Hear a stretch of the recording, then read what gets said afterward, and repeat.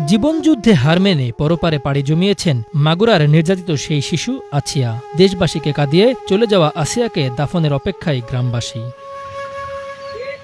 মাগুরার সোনাইতলী সম্মিলিত ঈদগাহ ও গোরস্থান ময়দানে দাফন করা হবে ছোট্ট আসিয়াকে। খোঁড়া হচ্ছে কবর, স্বজনরা কাটছেন বাঁশ। এর আগে মৃত্যুর সঙ্গে পাঞ্জা লড়ে আজ দুপুরে মারা যান আসিয়া।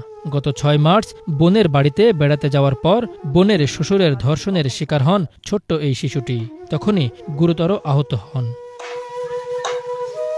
অবস্থার অবনতি হওয়ায় মাগুরা সদর হাসপাতাল থেকে তাকে স্থানান্তর করা হয় ফরিদপুর মেডিকেল কলেজে। সেখানেও তার অবস্থার উন্নতি না হওয়ায় পরে ঢাকা মেডিকেল কলেজে আনা হয়।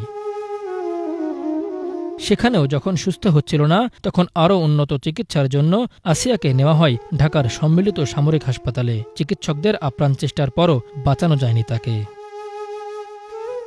বাংলা